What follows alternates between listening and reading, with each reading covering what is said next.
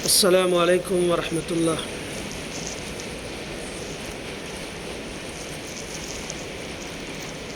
حاضرین جمعہ،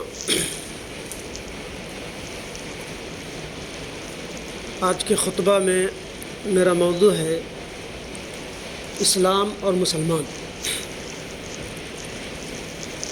حاضرین، آپ، ہم اور سب جانتے ہیں کہ اسلام کچھ اور شے ہے اور موجودہ مسلمان کچھ اور شے۔ آج سے کم و بیش 80 سال پہلے مصر کے جامعۃ الازہر کے شیخ الحدیث یورپ کا دورہ کیا۔ 80-85 سال پہلے، اور پورا یورپ کی سیر و تفریح کے بعد جب وہ آئے تو اپنا خطبہ پیش کیا اور کتابیں لکھی، جس میں یہ فرمایا کہ ہم نے پورے یورپ کو بڑی دور اندیشی، دوربینی اور دانشمندی کے ساتھ جائزہ لیا۔ ہم اس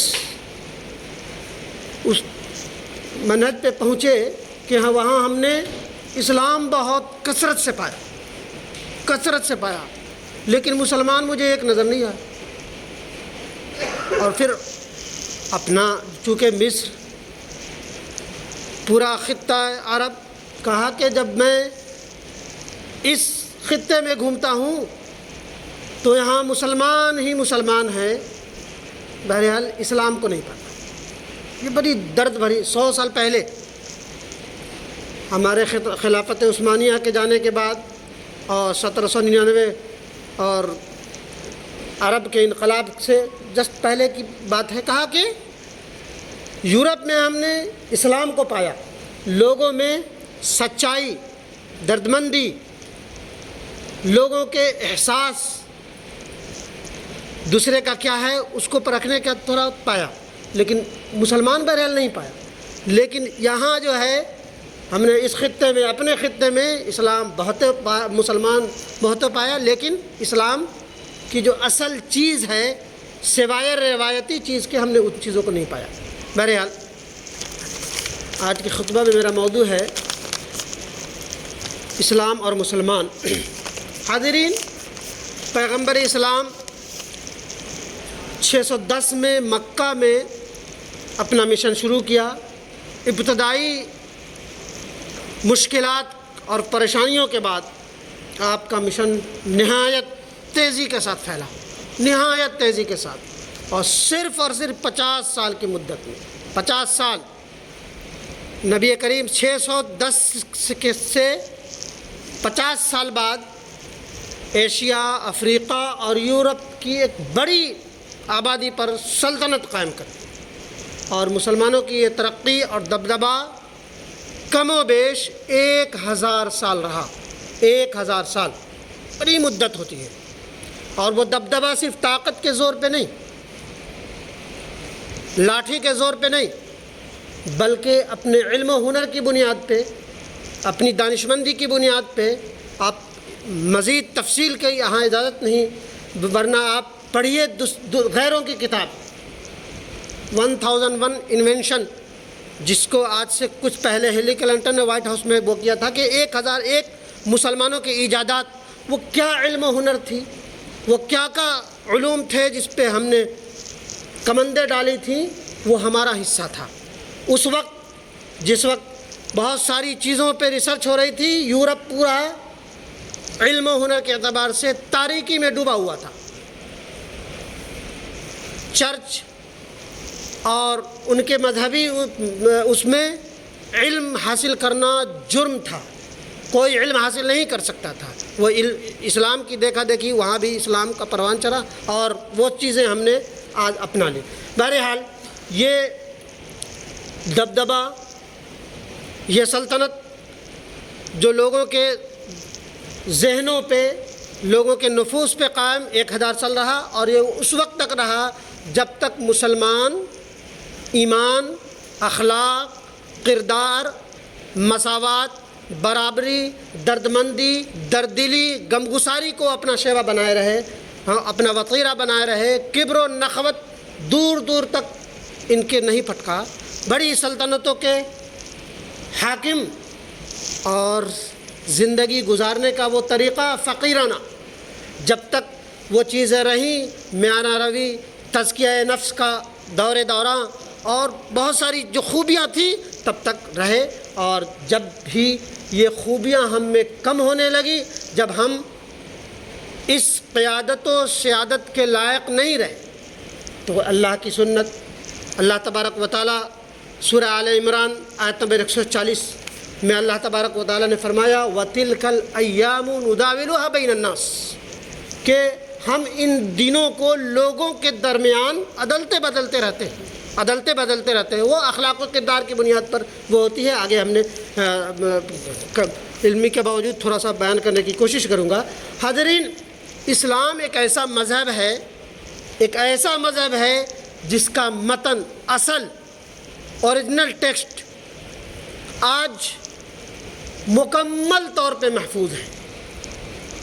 جیسے آج سے 1400 سال پہلے غار حرا اور اس خطے میں اترا تھا نبی کریم صلی اللہ علیہ وسلم پر، اس میں نہ ایک لفظ کی زیادتی اور نہ ایک لفظ کی کمی کے باوجود، نہ ایک نقطہ اور نہ ایک اشاریہ کی کم و بیشی کے باوجود اصل متن اوریجنل ٹیکسٹ موجود ہے۔ یہ اسلام کا طور امتیاز ہے۔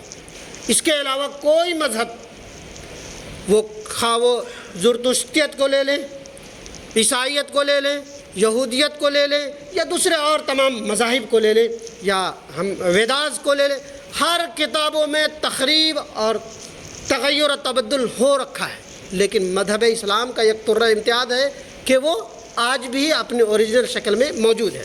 لیکن اس کی بات نبی کریم صلی اللہ علیہ وسلم کی ایک پیشن گوئی، یہ سارا جو ترقی اور اسلام اور مسلمان کا جو وہ کھیل ہے ترقی اور زوال کا، نبی کریم صلی اللہ علیہ وسلم نے اپنی پیشن گوئی میں فرما دیا کہ آج کے اوریجنل ٹیکسٹ بہرحال موجود ہے، لیکن اس کی تشریح و تشریح جو کی گئی، وہ تفصیل کی گئی، اس کو تو آگے بڑھا دیا گیا، لیکن اوریجنل ٹیکسٹ قرآن سے ہمارا رشتہ ٹوٹ گیا یا توڑ دیا گیا۔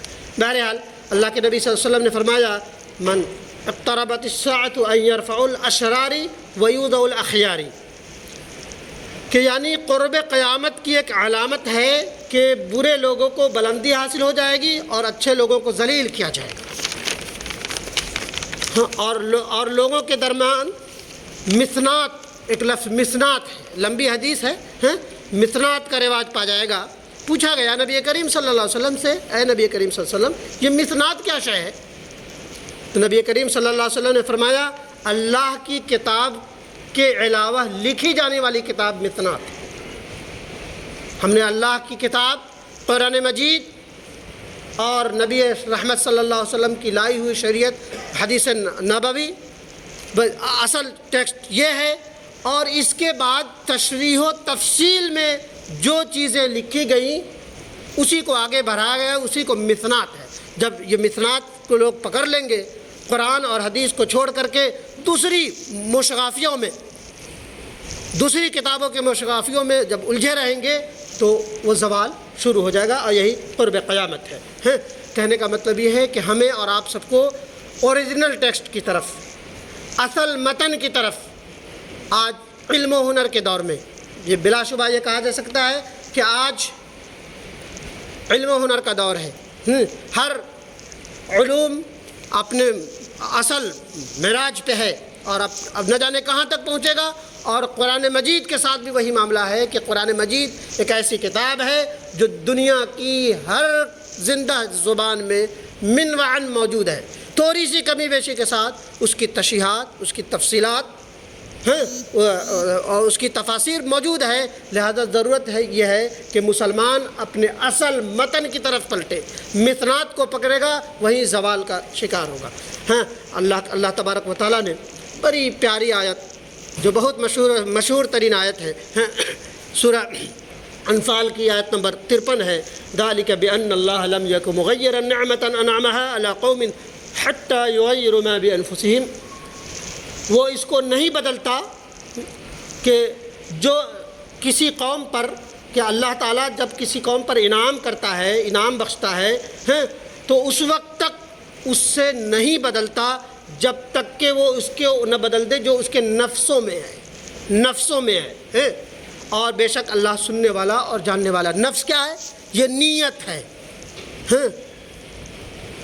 نیت کتنا صاف ہے، اور نیت کا وہ بہت وسیع معنی ہے کہ نیت ہمارا کتنا پاکیزہ ہے، کتنے دوسرے فرد کے لیے ہم کتنا طور پر ہم اچھائی سوچتے ہیں، وہی نیت ہے۔ دوسرے فرد کے لیے ہم کتنا اچھا سوچتے ہیں، کتنا برا سوچتے ہیں، یہ اصل وہ ہے کہ اللہ تبارک و تعالیٰ کسی قوم کو نعمت کو اس وقت تک نہیں بدلتا جب تک کہ وہ اس چیز کو نہ بدل دے جو ان کے نفسوں میں ہے، اس کے نیت میں۔ اللہ تبارک و تعالیٰ نفس کو جاننے والا اور سننے والا بہت بہترین عالم ہے۔ دوسری جگہ اللہ تبارک و تعالیٰ نے فرمایا ان اللہ لا یغیر ما بقوم حتی یغیروا ما بانفسہم، کہ اللہ کسی قوم کی حالت کو نہیں بدلتا جب تک کہ وہ اس کو نہ بدل ڈالے جو ان کے موجودہ حالات میں، جب موجودہ روش ہے۔ قرآن کی ان دونوں آیتوں میں کا مطلب یہ ہے کہ جب قوم نہ بدل دے، یہاں اجتماعی طور پر بدلنے کی بات نہیں کی، ذالک بأن اللہ لم یک مغیرا ان اللہ لا یغیر ما بقوم حتی یغیروا ما بانفسہم۔ انفس کا ہر ایک ذات کے فرض سے یہاں تعلق ہے۔ قرآن کی ان دونوں آیتوں میں کا مطلب خلاصہ طور پہ یہ ہے کہ قوم عروج کے بعد زوال کا شکار ہو جائے اور اس کے دوبارہ عروج کی تلاش ہو، عروج کی طرف لوٹنا چاہے، تو اس کے اصلاح کے لیے اس کے آغاز کی اجتماعی طور پر قطعاً ضرورت نہیں۔ اجتماعی طور پر اس ترقی کو نہیں پایا جا سکتا، بلکہ اس کے لیے ضروری ہے ان دونوں آیتوں کے طور پہ کہ انسان ذاتی طور پر، انفرادی طور پر، پرسن بائی پرسن اپنا محاسبہ کرے کہ وہ کہاں ہے۔ تب جا ہر انسان جب بھلا ہو جائے گا، ہر فرد سے قبیلہ، قبیلہ سے خاندان، اور خاندان سے قومیں بنتی ہے، تو فرد اچھا ہوگا تو قوم اچھا ہوگا۔ تو لہذا ضرورت اس بات کہ آج کے اس دور میں بلا مبالغہ یہ کہا جائے گا کہ کوئی مصلح، کوئی عالم، کوئی حاکم، کوئی حکیم، کوئی دانا اجتماعی طور پر کامیاب نہیں ہو سکتا اس لٹی پیٹی قوم کے ترقی کے لیے، جب تک کہ انسان خود انفرادی طور پر اپنا محاسبہ نہ کر لے۔ انفرادی طور پر جس دن انسان محاسبہ کرنے لگ جائے گا، وہیں سے انسان ترقی کی صورتیں ہمارے اندر ہو جائے۔ حاضرین، اور ان سب چیزوں کے لیے نبی کریم اللہ تبارک و تعالیٰ ہی کی ذات، یہاں بہت وقت نہیں ہے کہ بہت ساری چیزوں کا بیان کیا جائے، لہذا جو چیزیں بہت اہم ہو اس نقطے پہ وہ کیا جائے کہ اللہ تبارک و تعالیٰ نے بڑی پیاری پیاری باتیں قرآن مجید اور احادیث نبویہ میں فرمائی ہے، اور اس کے طرف لوٹا جائے، جس میں سے ایک آیت ہے وَلَا تَسْتَوِي الْحَسَنَةُ وَلَا السَّيِّئَةُ ادْفَعْ بِالَّتِي هِيَ أَحْسَنُ فَإِذَا الَّذِي بَيْنَكَ وَبَيْنَهُ عَدَاوَةٌ كَأَنَّهُ وَلِيٌّ حَمِيمٌ وما يلقاها الا الذين صبروا وما يلقاها الا ذو حظ عظيم۔ نیکی اور بدی برابر نہیں ہو سکتی، برائی کو بھلائی سے دفع کرو، برائی کو بھلائی سے دفع کرو۔ ہاں، وہ ایسا، وہ جب برائی کو بھلائی سے دفع کرنے لگ جاؤ گے تو ایسا دن آئے گا جو تمہارا گہرا، جو جانی دشمن ہے، عناد میں ڈوبا ہوا ہے، اگر تم برائی کو بھلائی سے دفع کرنے کی کوشش کرو گے تو عنقریب وہی شخص جو تمہارا جانی دشمن ہے وہ تمہارا دوست بن جائے گا، تمہارا رفیق بن جائے گا۔ یہ قرآن کا یہ ہے، اس پہ اگر وہ ہے تو آپ عمل کر کے دیکھیے کہ برائی کو بھلائی، اگر کوئی غصہ ہے تو غصہ اس کا جواب نہیں ہے، اس کے ساتھ نرم. کوئی آپ کے ساتھ ظلم کرتا ہے آپ بھی ظلم کر دیں، اس کا جواب نہیں ہے. اور کوئی آپ پہ ناانصافی کرتا ہے تو آپ بھی اس کے ساتھ ناانصافی کرنا لگائے، یہ نہیں ہے. قرآن کا اسلوب یہ ہے کہ برائی کو بھلائی سے دفع کرو. برائی کو بھلائی سے دفع کرو گے تو عنقریب وہ شخص جو تمہارا گہرا جانی دشمن ہے وہ عنقریب تمہارا ولی اور دوست ہو جائے گا. اور اللہ تبارک و تعالیٰ نے اس بات کو بھی آگے اسی آیت میں فرمایا وما یلقاها الا الذین صبروا وما یلقاها الا ذو حظ عظیم. اور یہ بات انہی کو نصیب ہوگی. برائی کو بھلائی سے دفع کرنے کا ہر بس کے بات نہیں ہے نصیب کا. یہاں تو معاملہ ہے اینٹ کا جواب پتھر سے. ایک گالی دی ہے تو میں 10 گالی دوں گا. مجھے تھوڑا سا نقصان پہنچایا ہے تو میں اس کی زندگی کو منیمیٹ کر دوں گا. یہ یہاں اللہ تبارک و تعالیٰ نے کہا وما یلقاها الا الذین صبروا وما یلقاها الا ذو حظ عظیم. اور یہ بات انہی کو نصیب ہوتی ہے جو صبر کرنے والے ہوئے. اور سوائے بڑے نصیب والے کے یہ چیزیں اوروں کو نصیب نہیں ہوتی. صبر کرنا اور دوسروں کے برائی کے بدلے میں بھلائی سے پیش آنا. اور نبی کریم صلی اللہ علیہ وسلم کی ایک حدیث بہت ہی پیاری حدیث اور ہر انسان کے لیے لائحہ عمل اور عمل کے قابل. صل من قطعک واعف عن من ظلمک واحسن الی من اساء الیک. کہ تم ان سے جڑو جو تم سے کٹتے ہیں. تم ان سے جڑو جو تم سے کٹتے ہیں. واعف عن من ظلمک انہیں معاف کر دو، درگزر کر دو. ان کے لیے بھلائی سوچو جو تمہارے ساتھ ظلم کرتے ہیں. واعف عن من ظلمک معاف کر دو جو تمہارے ساتھ ظلم کرتے ہیں. واحسن الی من اساء الیک اور ان کے ساتھ بہتر سلوک کرو، اچھا سلوک کرو، اخلاق کریمانہ کرو جو تمہارے ساتھ برا سلوک کرتے ہیں. اور ایسا اگر کوئی کر لے تو ذاتی طور پر اس بات کو آپ پائیں گے کہ آپ کا گہرا دشمن آپ کا دوست بن جائے گا. ہم نے اس کو آزمایا ہے. ہندوؤں کے بیچ میں اپنی وہ بات نہیں لیکن میں نے آزمایا اس حدیث کو صل من قطعک. ہندوؤں کے بیچ میں 15 سال رہا. اس کرونا کے دور میں صرف ایک میں نہیں ملا تو وہ جو مجھے آداب سلام سے وہ گھن کھاتا تھا. بہت بڑی پرسنالٹی یورپ کی کسی یونیورسٹی کا پروفیسر جو میرا مصاحب ہے دوست بھی پوچھتے پوچھتے آیا کہ آداب و سلام کے خیریت تو ہے مولانا. اور میری یہ حالت ہی تھی کہ وہ مجھ سے نفرت کرے چاہے مجھے پسند نہ کرے میں ہمیشہ اس کو آداب کرتا. ایک واقعہ نے اس کے دل کو چھو لیا. اس کو بوڑھا آدمی 70 سال کے قریب اس تھوڑا سا گرا. ہم نے بس اس کو ہلکا سا سہارا دے دیا وہ میرا دوست بن گیا. تو آپ صل من قطعک واعف عن من ظلمک واحسن الی من اساء الیک ولا تستوی الحسنۃ ولا السیئۃ ادفع بالتی ہی احسن فاذا الذی بینک وبینہ عداوۃ کانہ ولی حمیم. کہ آپ قرآن اور حدیث پہ عمل کر کے تو دیکھیے اس کے تاثیر میں جادوئی اثر ہے. وہ کر کے دیکھیے. ہاں لمبا مدت اس کے لیے درکار ہے اور اس کے لیے ضرورت اس بات کی ہے کہ سب سے پہلے کہا جائے کہ انفرادی طور پر ذاتی طور پر اپنا محاسبہ ضرور کر لیں. ورنہ کوئی مصلح کوئی حکیم کوئی دانا آپ کی اصلاح نہیں کر سکتا جب تک کہ آپ کو یہ چاہ نہ ہو کہ ہم اپنی نیت اور نیتی دونوں تبدیل کر لیں. اپنی نیت کو تبدیل کرنی پڑے گی. اپنے اخلاق و کردار کا محاسبہ کرنا پڑے گا. اور اپنے علم و ہنر جو ہمارا کھویا ہوا خزینہ ہے اس کو پانے کی کوشش کرنی پڑے گی. اللہ تبارک و تعالیٰ ہمیں اور آپ سب کو کہنے اور سننے سے زیادہ عمل کی توفیق دے. آمین یا رب العالمین.